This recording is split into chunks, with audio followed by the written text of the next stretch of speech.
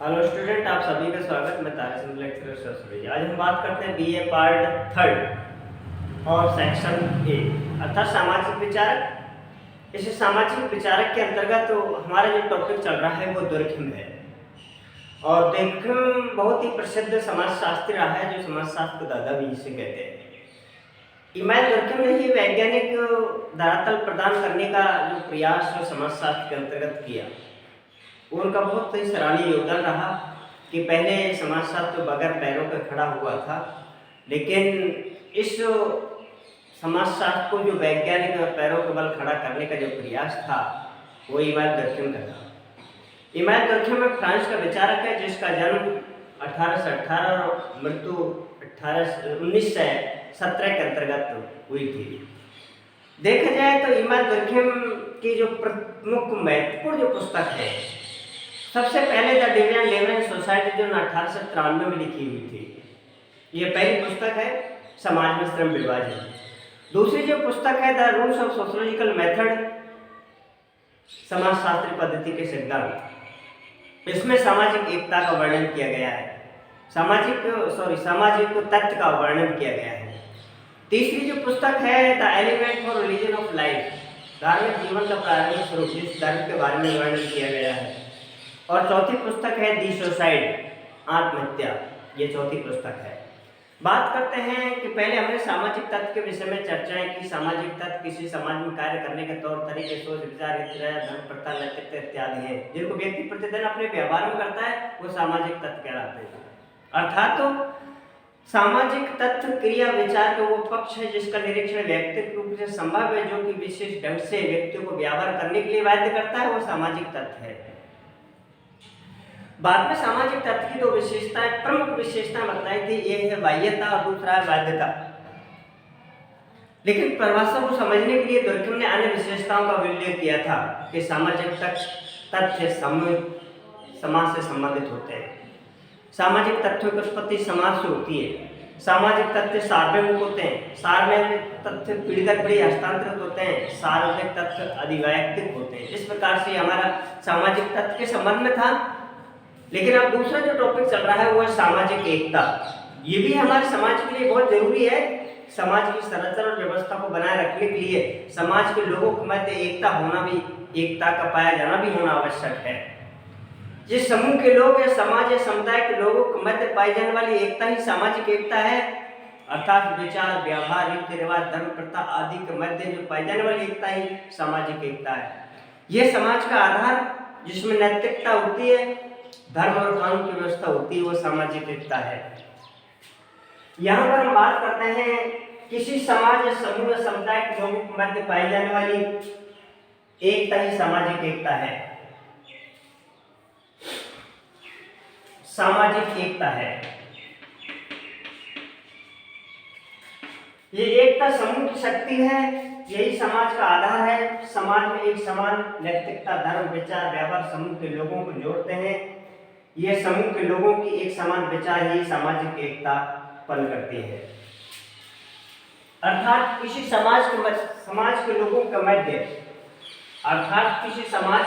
मध्य पाई जाने वाली एकता ही सामाजिक एकता है। इसका आधार हमारी नैतिकता और धर्म है कि प्रत्येक व्यक्ति को समान विचार में जोड़ने का जो आधार वो नैतिकता वाला है। लेकिन यहाँ पर दुर्खिम ने सामाजिक एकता के दो प्रकार बताए हैं। ध्यान रखें कि दुर्खिम ने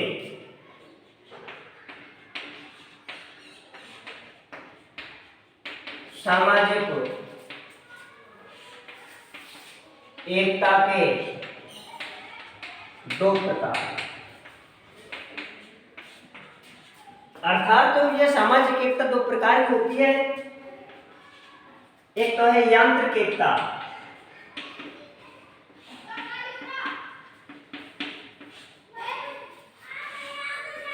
एक है यांत्रिक एकता जो प्राचीन, सरल,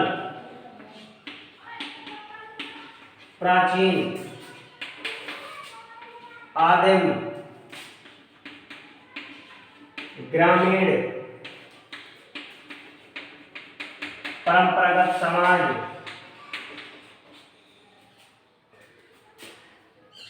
सरल, प्राचीन, आदिम, ग्रामीण, परंपरागत, अशिक्षित,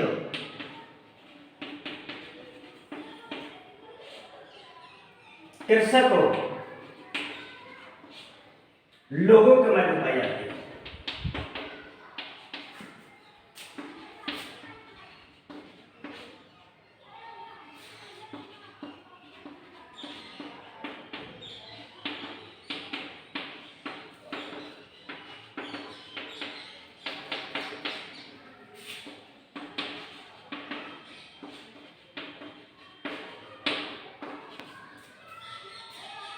सामाजिक एकता, द सोशल सॉलिडरिटी, सामाजिक एकता अर्थात किसी समाज या समूह या समुदाय के मध्य के लोगों के मध्य पाई जाने वाली एकता। किसी समाज, किसी समूह या समुदाय के लोगों के मध्य पाई जाने वाली एकता ही सामाजिक एकता है।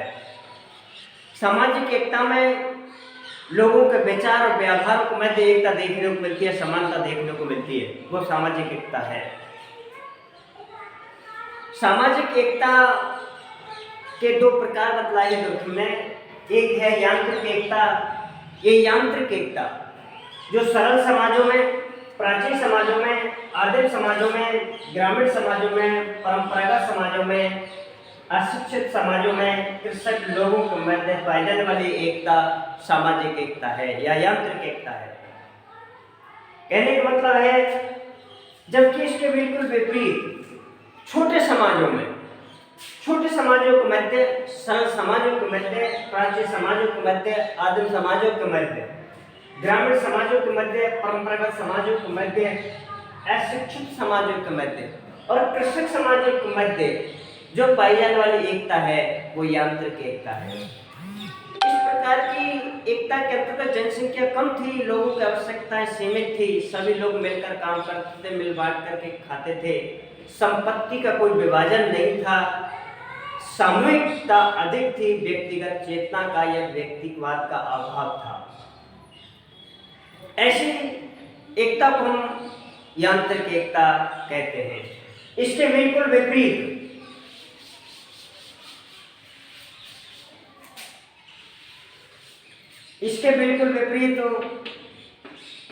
इसके विपरीत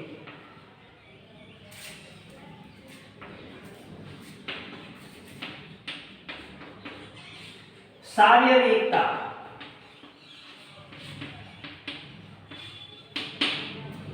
यांत्रिक एकता के बिल्कुल विपरीत सावयवी एकता है। यह आधुनिक, नवीन, शहरी, आधुनिक, नवीन, शहरी, शिक्षित, सभ्य,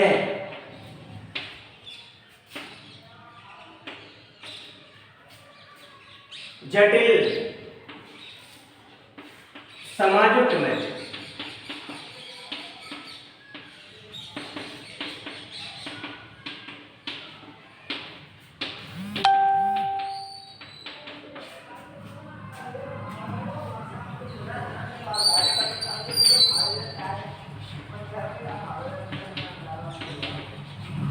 अर्थात ग्रामीण समाजों के अंतर्गत शिक्षित समाजों के मध्य और प्राचीन समाजों के मध्य, सरल समाजों के मध्य पाई जाने वाली एकता ही यांत्रिक एकता है।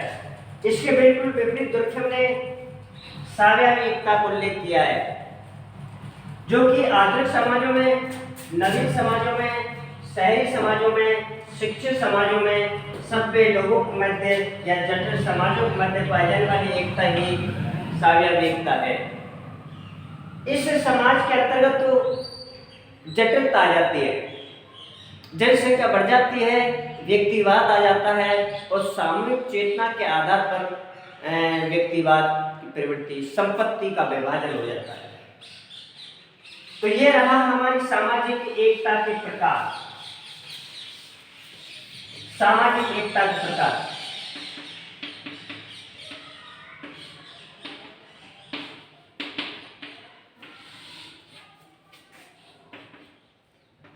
यांत्रिक एकता,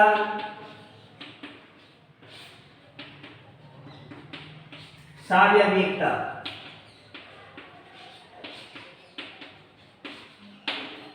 सरल,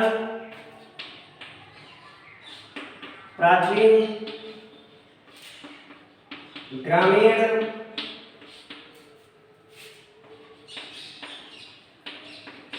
परंपरागत, अशिक्षित,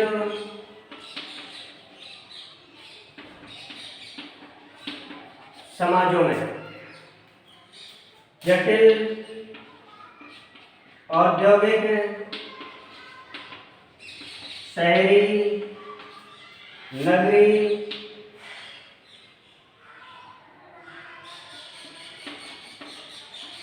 जटिल, औद्योगिक, शहरी, जटिल, शिक्षित,